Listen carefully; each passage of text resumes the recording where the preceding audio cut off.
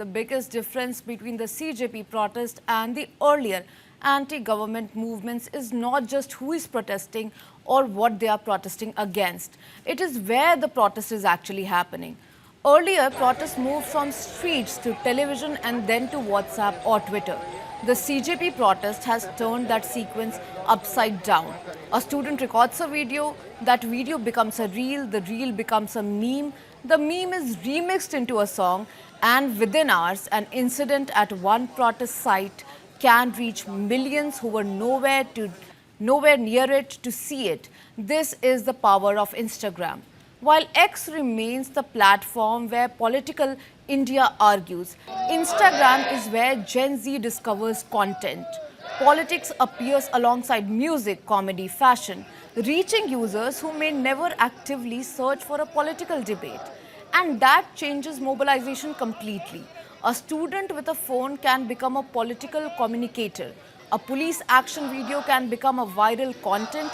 A meme can reach more people than a formal statement.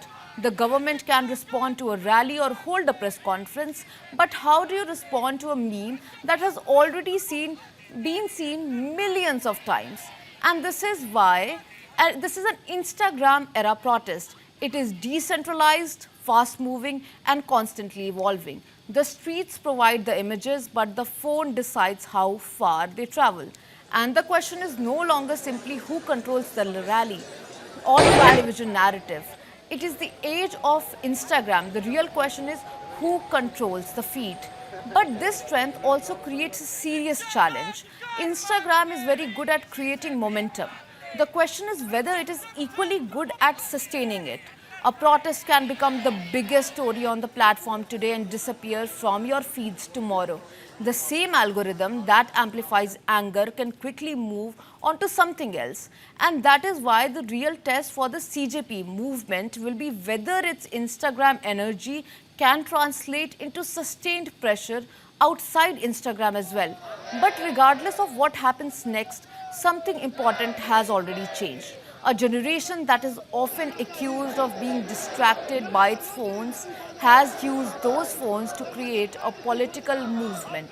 A generation that is often told that it is not interested in politics has found a way to participate in politics without entering the traditional world of politics.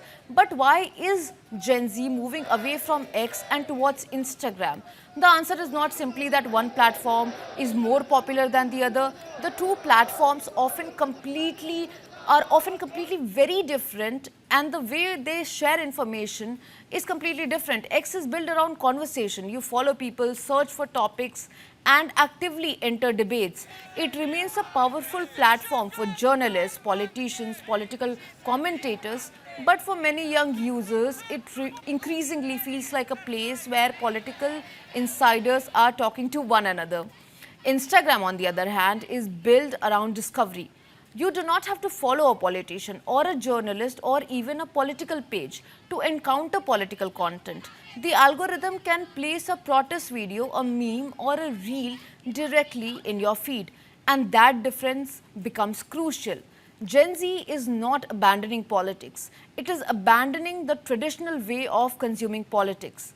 On X, you may read a long argument about an issue. On Instagram, you will see a 30-second video that makes sense to you and how you feel about that issue.